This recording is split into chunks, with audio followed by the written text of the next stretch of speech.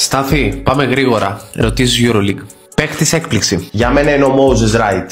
Η μεταφορά που έκανε ο Moses Wright από τον Ολυμπιακό στο Κάουνας αυτή τη στιγμή δείχνει τις δυνατότητές του. Απογοήτευση παίκτης. Θα πάμε σε ένα πολύ μεγάλο όνομα και θα δώσω τον Μάριο Χεζόνια. Αυτή τη στιγμή δεν είναι καθόλου ούτε ο εαυτός του, ούτε αυτός που ξέρουμε σαν superstar. Ωραία. Πάμε προπονητής έκπληξη. Θα ακούσουμε πολλά. Παρόλα αυτά, προς το παρόν έχει δείξει ότι ο Δημήτρης Ιτούδης κοουτσάρει πολύ καλύτερα από όλους τους υπόλοιπους. Το λένε και τα στατιστικά, αφού η Hapoel είναι στο 6-1. Προπονητής απογοήτευση. Εδώ θα πάω δυστυχώς πάλι με τη Real και θα πω το Σκαριόλο. Και πάμε τώρα τέλος, ομάδα έκπληξη. Ομάδα έκπληξη δεν θα μπορούσε να είναι άλλη εκτός από τη Hapoel. Μια πολύ δυνατή ομάδα και εντός και εκτός. Και τέλος, ομάδα απογοήτευση. Ομάδα απογοήτευση για τα δικά μου δεδομένα αυτή τη στιγμή, μιας και έχω δείξει τις βασικές μου προτιμήσεις, θα πω την Μπασκόνια. Ευχαριστούμε, Στάθη. Να είστε καλά.